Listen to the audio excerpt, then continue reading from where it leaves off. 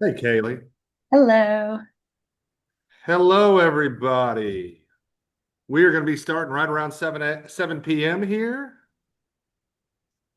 Kaylie, I'm going to make you a host. I'm going to Okay. make you the host. Okay.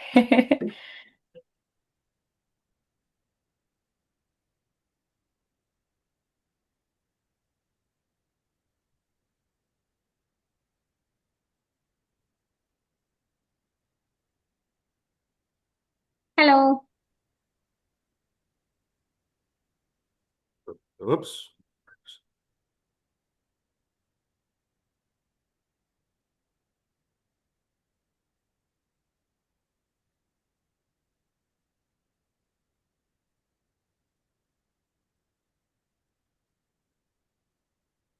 Okay, Kaylie, you are the host. Alrighty, fantastic. Hello, everybody. My name is Jason Walter. I'm the head coach of Lakeside Aquatic Club. We are super excited to have our nutrition talk today. Unfortunately, we're only about 40 minutes in on this Zoom, so we're going to get started really quick. And I'm going to pass it over to Kaylie. I know you guys have read some information about her background, but I'm going to let her introduce herself and kind of go from there. Yeah, well, what I'll do is I'll go ahead and share the presentation since some of that is actually in there. And that way we can get into the content because I imagine that's what everyone is ready for. So let me do that.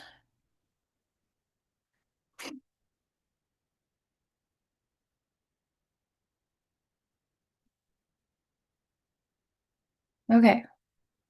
Can everyone, or at least we can hopefully see the screen, we're good? Okay, perfect. All right, so as Jason said, my name is Kaylie.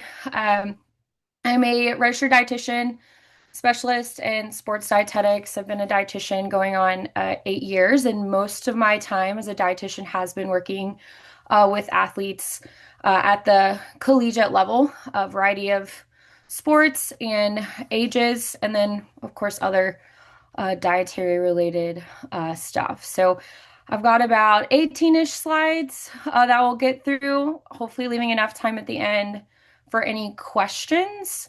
So if you'd like, can hold the questions for the end, or hopefully I'll answer them as we're going through. So I'll start with more about me. Here's some pictures of my family.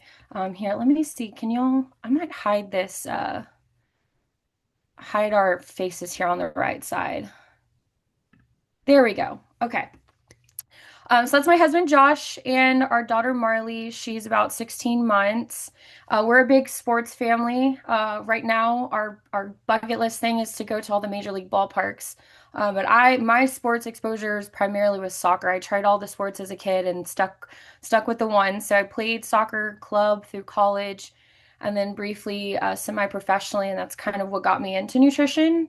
I also really loved cooking as a kid and being in the kitchen with my dad and my grandparents. So decided to go to school to be a dietitian, and then recipes, baking, fun facts, and that's our Saint Bernard Gib. He's 200 pounds of big teddy bear. So that's a little bit about me, and then what is a sports dietitian or why to see one? Oop. So some reasons to see a sports dietitian. This list obviously can be a lot longer, but I tried to pick some of the major ones. If an athlete has a major injury that requires surgery, or maybe they're having reoccurring injuries, have digestive complaints, concerns, low energy or endurance, hydration related concerns, questions about adequate fueling, maybe relationship with food and body is something they're worried about. Maybe they went to the doctor and had an abnormal lab. Say, oh, No, go look. ahead. Did I miss? I heard something. Okay, Go I'll ahead. You're keep good. going. Okay, sorry. I'll keep going. Um, oh, now my screen's acting up. My apologies, you guys. Um, abnormal labs. So say someone tests low in iron or ferritin or bone mineral density, vitamin D, calcium, or just having some wacky stuff going on metabolically, weight management goals, changes in body composition, whether that's intentional or not. And then, of course, if they're required to follow any sort of restricted diet for allergy reasons, GI related concerns, or just are following a specific diet for preference, we can make sure that we're feeling adequately and not missing any nutrients through that. So, what is it like working with a sports dietitian? So, there's the reasons. For me, this is how my format typically works: is you'll have an initial assessment around 60 to 75 minutes. Some may could even be 90 minutes, and that's really just to gather information, hear the athlete's story, a lot of questions, medical history, family history, diet history, what you're already doing, kind of the where you've been, where you are, where you would like to be. If you have performance goals, you have a PR you're trying to hit, or if you have a specific pain point, like there's fatigue or struggling to get through practices or training, injury, something like that. And we'll come up with kind of a preliminary game plan from there. And then follow-up sessions are generally shorter, ongoing support to check in. Maybe we set a goal, we want to see how that's going. And frequency is going to vary based on individual concerns. I generally start with weekly to get a foundation, and then from there, biweekly once a month. But if it's super basic, it may just be 1 to 4 sessions, and that's it.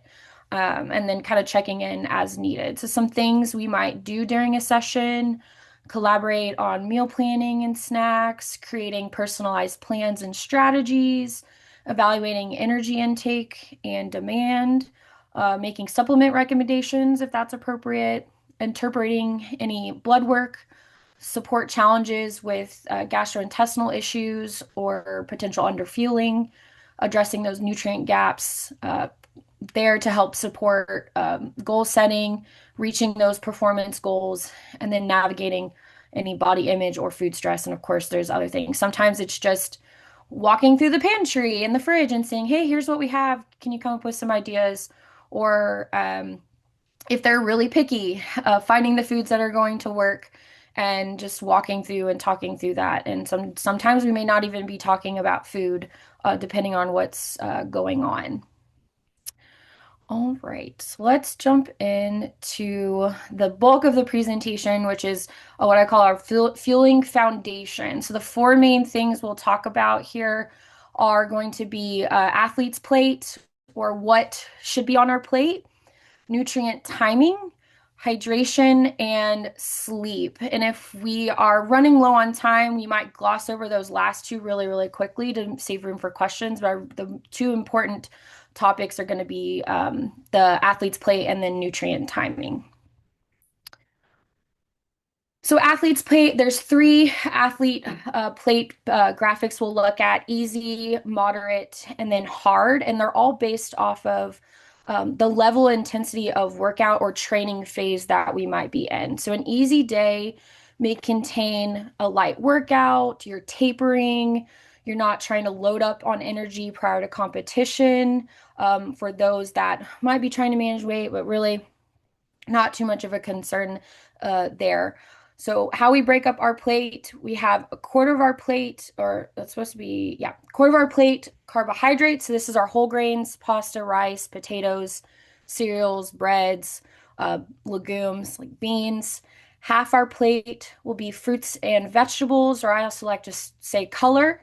And then a quarter to even a third of the plate would be lean proteins, and they're off to the side. You see healthy fats, and then, of course, fluids for hydration. So instead of worrying about calorie counting or anything like that, it's really just looking at the plate as a whole and seeing the balance. And of course, adjusting portions based on age range, athlete preference, and what else everyone else in the family might be eating. Just taking into account those nutrients there. Then for moderate plate, this kind of serves as our baseline. from where you would adjust. So easier training, you would adjust down. Harder training or preparing for a race or competition, you would go up based on where your baseline intake is. So a third carb or grain, third fruits and vegetables, and then a quarter or a third from protein.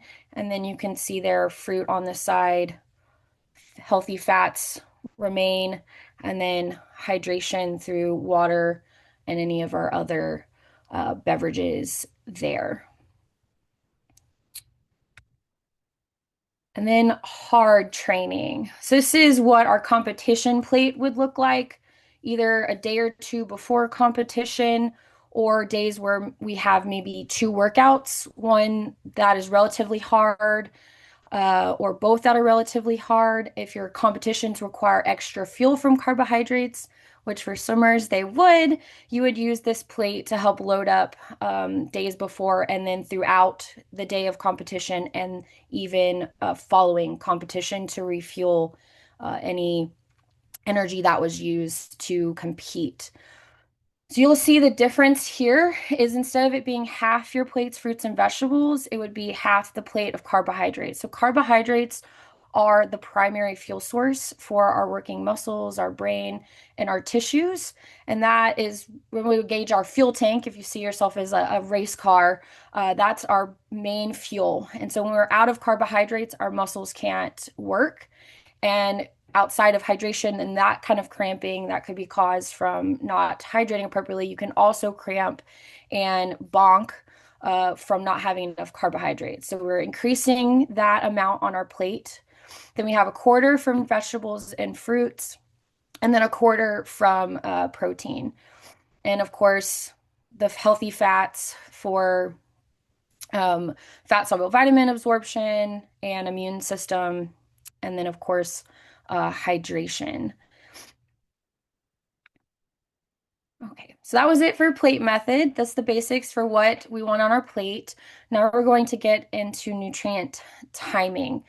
So before training, and this also applies for, say, a meet or competition, about 3 to 4 hours before we're going to exercise, we would want high carb, moderate protein, and a low fat meal. So high carb, of course, to fill our fuel tank. Protein, we're not really using that so much for energy during a workout, but to help with muscle mass maintenance. And then low fat. The reason we want lower fat is low fat takes longer to digest, and we don't want that sitting in our stomach. And then fiber wise, it doesn't necessarily have to be low fiber. We should be conscious of fiber intake because that also would slow digestion. We don't want to have any GI issues going into a training or exercise. As we get closer to a workout or training, the athlete would want to reduce the size and really focus primarily on carbohydrates. So 1 to 2 hours before still could be a meal, maybe a snack, depending on what they would tolerate. Higher carb, may or may not have some protein, and we definitely want to be conscious of any additional fat or fiber there.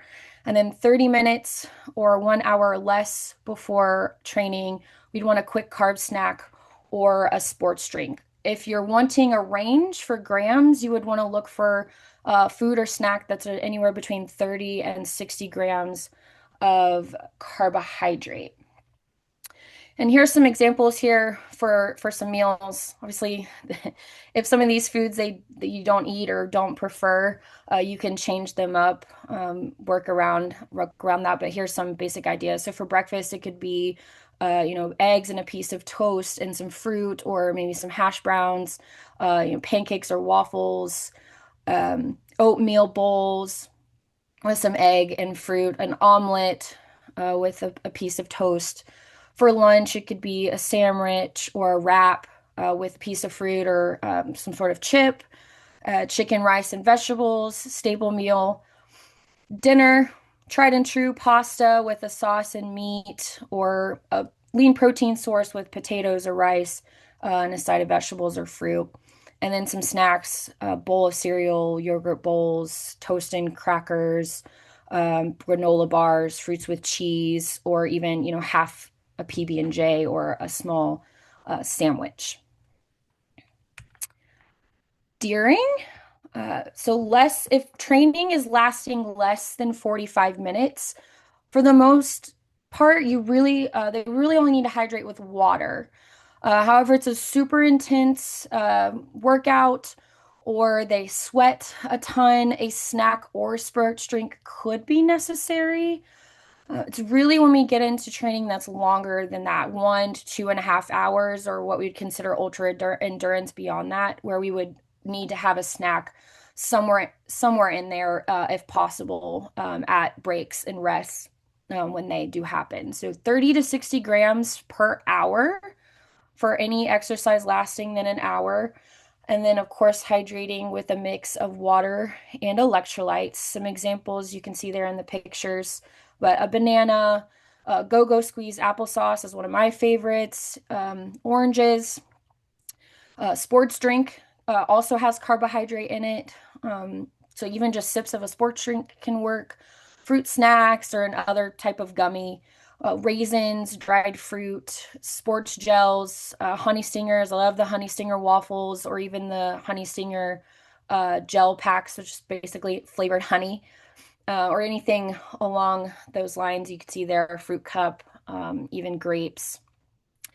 And then ultra endurance would be 60 to 90 grams, so bumping up a little bit. The thing here would be tolerance. So we'll talk about it a little bit when I show you the mock schedule of nutrient timing around practice. But we want to trial these things in training and not on competition day, just to see what's palatable, what their stomach can tolerate, and how much they can tolerate of that volume to make sure they're refueling during workouts, but it's also not hindering or affecting performance negatively because it's causing stomach upset or something like that. And then after, so we have the 3 R's of recovery: refuel, repair, and rehydrate.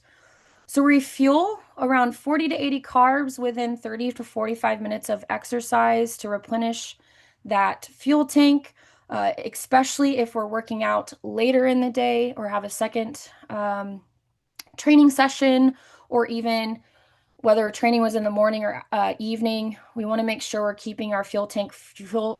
We don't want to go to bed on empty, sleep fast, and then wake up empty and not put anything back in.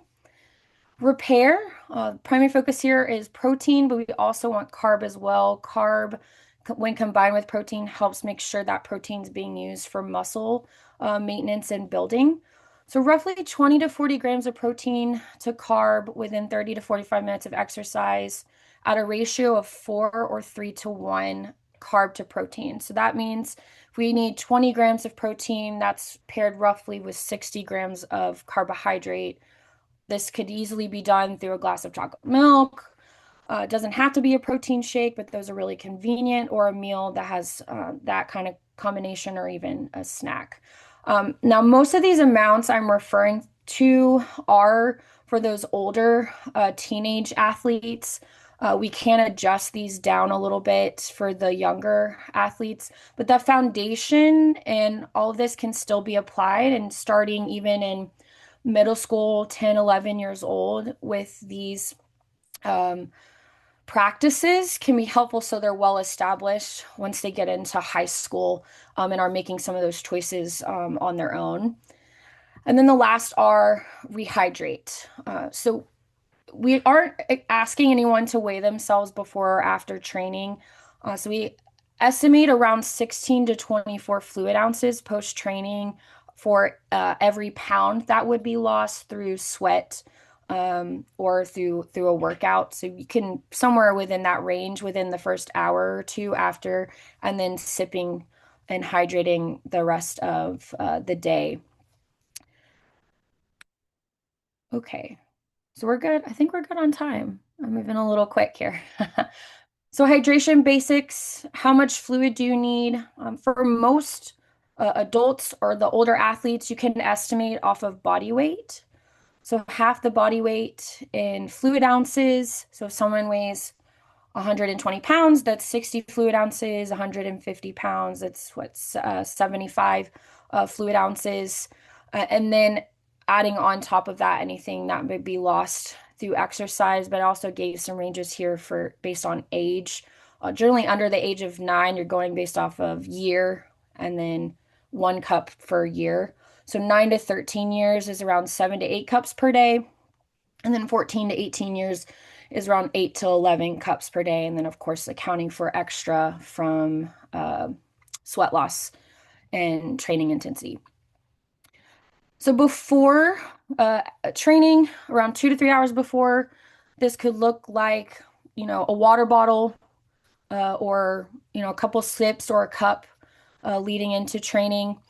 And then during, uh, we could give an ounce amount, but no one's measuring that out. So it's really just a few sips or gulps roughly every 15 to 20 minutes. The idea is to limit body weight loss to less than 2%. Doesn't mean we have to weigh ourselves, but this is where we start to see some of those symptoms of dehydration where performance might be negatively impacted. And then after, again, 16 to 24 for every pound loss. And this is where sports drinks would still be appropriate. So I get asked a lot, when is a sports drink necessary, or should my child be drinking a sports drink? We like to keep sports drinks for around training. It doesn't need to be drink throughout the day, just casual sipping, especially when we're not training. But the carbohydrate and sugar in a sports drink is serving a purpose. It's extra carb that helps pull in those electrolytes to our cells to maintain hydration and also serves as an energy source and a very easy, digestible product like a sports drink. But in the rest of the day can primarily be water. For younger athletes that don't need high volumes and concentrations of sodium, you can always choose to dilute the sports beverage as well if you don't want the super concentrated, or find a balance with the electrolyte packets that are out on the market and individualize those electrolyte dosing for your athlete. And some hydration tips, consuming water and fluid at all meals, carrying a water bottle with them in their backpack, having fluids easily accessible on the deck. We have a ton of food that has high water content, like our fruits and vegetables or broth-based foods. Smoothies are excellent for getting fluid in as well. It could be a snack or breakfast. Mentioned sports drinks already, again, primarily for longer and more intense sessions to help replace those fluids and electrolytes. As appropriate, this may be for our older athletes, but if you're salting food at meals, this is another source of sodium in the diet for athletes who may not even necessarily need the extra electrolytes from the packets that you can see there in the images. And of course, always paying attention to urine output and color. The darker, the more dehydrated. So really aiming for that lemonade straw color. And of course, if they're not going to the bathroom very often or not very much, that would be a sign of dehydration. So those products there on the right, you have Noon Sport, Fluid, ORS, Liquid IV, Drip Drop. There's tons more out on the market as well. Really, you want to pay attention to the sodium and potassium ratio in those. And some of them you can likely dilute. You want to make sure as well, if it says to mix in 16 ounces, what the recommended water volume with the packet is, so you're mixing appropriately. And then if you have further questions, you can, of course, ask a sports dietitian if it's necessary or if there's a specific brand that your athlete might need. And then lastly here, okay, so timing and applying this in practice and for meet. So fueling practice. Same application that's on those slides before, during, and after, but now we're filling it into what might be someone's day. So 30 to 60 minutes before pre-training. Now, obviously, morning training might start at 6, 7 a.m. So getting athlete out of bed might be a little difficult. So a quick carb snack, if possible, is excellent. Go-go squeeze, piece of toast, something super, super light that their stomach can tolerate, is recommended. And then for training, make sure they've got, packed a sports drink or electrolytes, water bottle. And then, depending on how long training might be, having some of those snacks on hand, just in case they start to feel a little fatigued during training. And then within 45 to 60 minutes after, we want a post-training meal. This might be an actual, breakfast meal or a snack. And then, of course, going to school, making sure we eat lunch. And then after school, if they're doing evening training, we want to make sure we're getting in a pre-training snack, which likely an afternoon snack. Having snacks available during second training, or even if that's their only training session for the day, they would still likely need a carb snack during if training's lasting some time. And then afterwards, their post-training meal to refuel, repair, and rehydrate could be dinner. Or if there's a second training, like a weight lift or other post-training cool down, depending on how they're feeling, they may want to grab a couple gummies, fruit snacks, or something super light to top off before their second workout there. And then, of course, have dinner. And then before bed, depending on if they're up late doing homework or anything like that, this is kind of optional, but for athletes who struggle to get in enough throughout the day, volume wise, a bedtime snack can be really helpful with helping maintain weight, get in enough protein, and depending on what you're putting in it, can also help with sleep as well. We just don't want to eat it too close to bed, or that could negatively impact the ability to fall asleep. So things like a yogurt bowl, sometimes even a bowl of cereal, some cheese and crackers, or a great option to have like a protein shake or a smoothie potentially. I personally like tart cherry juice as well to help with recovery and before bed. And some questions to just ask, whether you're the athlete or the parent preparing something for your athlete. Are they hydrated? Am I hydrated? Have I fueled before? Do I have fuel packed and with me? Am I refueling after? And then am I prepared? Do I have a plan? Do I have stuff packed the night before? Is it in my bag? And so you have that structure and really, hopefully, no excuse to not get something there for support and to get fuel in around training. Now, swim meets can look very similarly. The same concepts apply. What we apply in training, we would likely mimic in a swim meet. Like I've already mentioned, we definitely don't want to try anything new or crazy the day of a meet or days leading up to a meet. We want to make sure we're choosing foods that we know are safe and tolerated. But the same things apply. So pre-meet breakfast, here's some ideas: a breakfast burrito, omelet and potatoes, yogurt bowl, eggs and toast with fruit. If you have the good 3 to 4 hours out, a meal is just fine. And then during or prior to warm-ups, you can have another little carb snack to top off the fuel tank. And of course, hydrate. And then between races and sessions, so obviously this is very individualized based on how many races, time in between, if you got prelims in the morning, finals in the evening, and a lot of nuance there. So for shorter breaks, think quicker, easily digestible carb options, all of which I listed on the nutrient timing during slide. Listed them here again. So fruit snacks, gels, dried fruit, pretzels, Rice Krispies, sips of a sports drink, something like that. For the longer breaks, you can aim for that higher carb, moderate protein, low fat meals or snacks. So we don't want to be so fixated on carbohydrate that we do forget the fact that we need to also refuel with other things as well. So something like a PB&J, trail mix, depending on what's in it. Again, it might be on the higher fat end there. Yogurt, energy bars like a Cliff Bar, cheese and crackers, a small sandwich. If you're able to go and eat a meal, like a pasta dish, as long as it's not with a bunch of creamy, heavy sauces, that should work as well.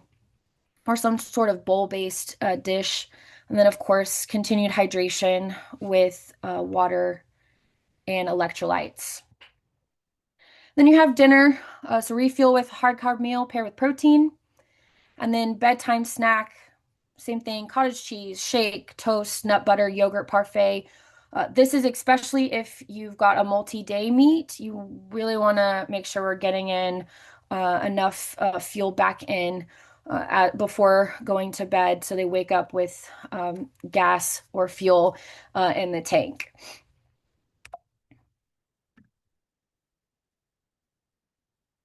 Okay.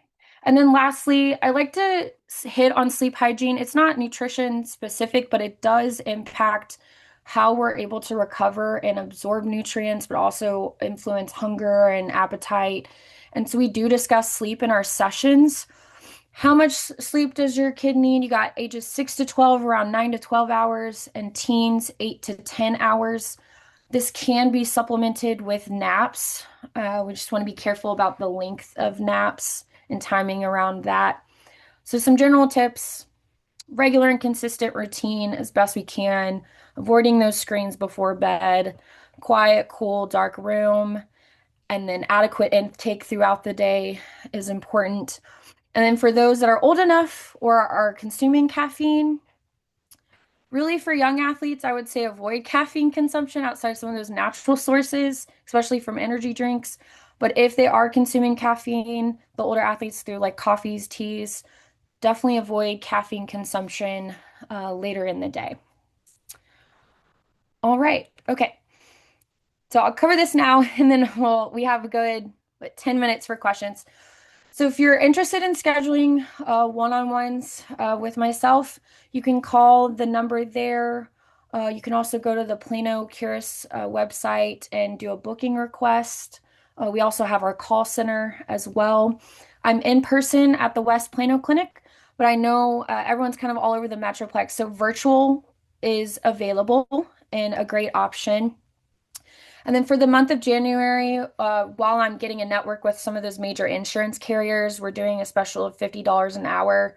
And then we also have our self-pay rates as well. And then that link takes you to my provider page, or you can search my name in the provider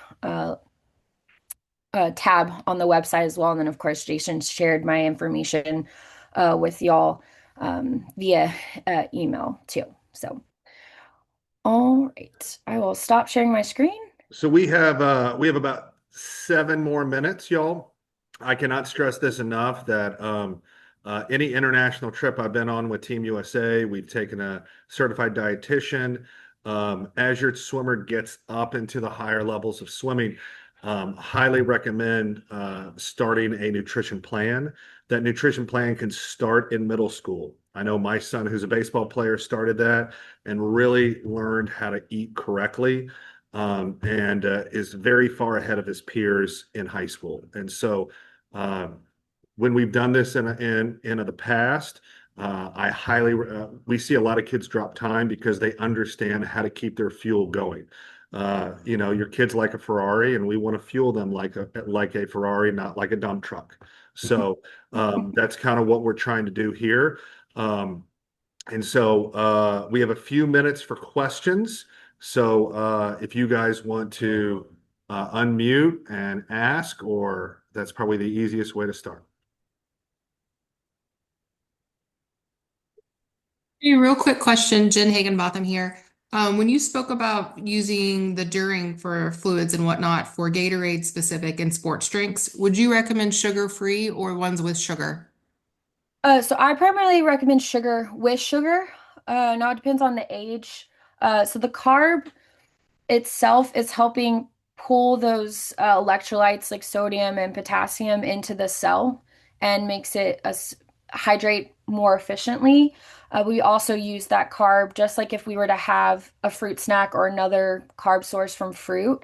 When our body breaks it down, it all gets converted into the same thing, glucose or fructose. So it serves a purpose during workouts. I know sometimes we get scared of those with the high sugar content in those sports beverages, but if it's just around training, it's serving a purpose. And generally, why, if they like the taste of Gatorade outside of training, where those sugar-free versions may be more appropriate. Okay, thank you. Mhm. Kaylie, could you click on my screen? My Do screen that to do again? that. Sorry about that. Oh, Uh, yes.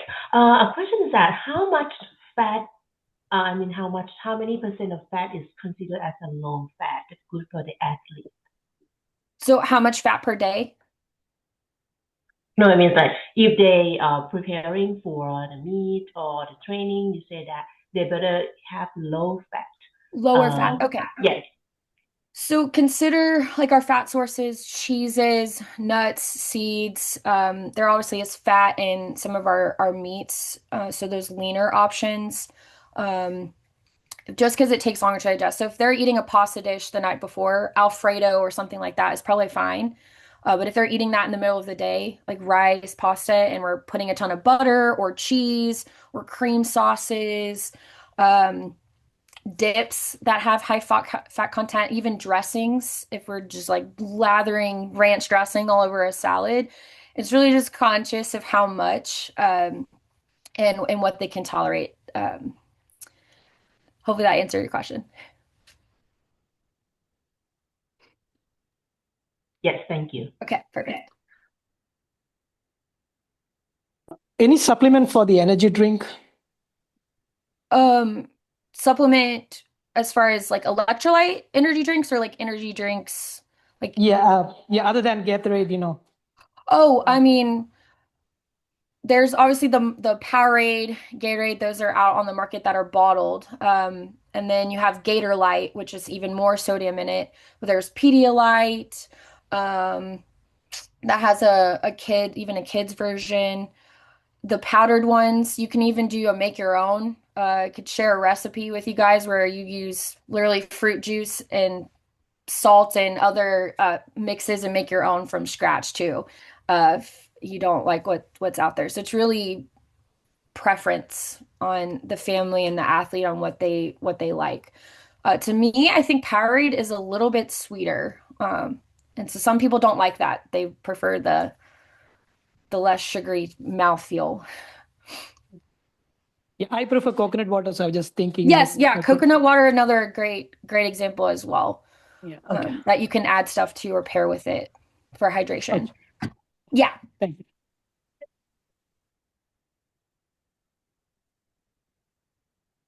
Okay, y'all, we have about 2 minutes left, so I'm just going to wrap this up.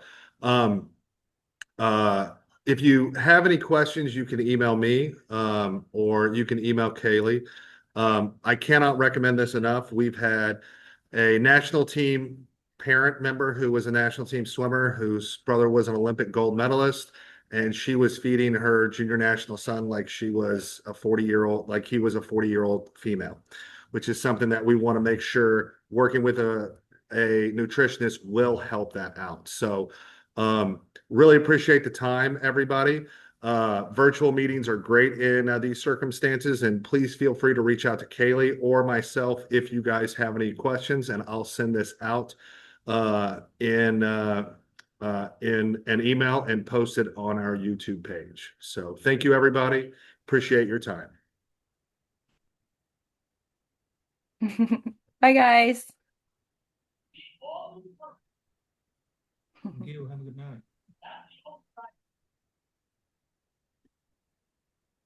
Thanks. Thank you. Bye. Thanks, Thank guys. you. Bye. Thank you.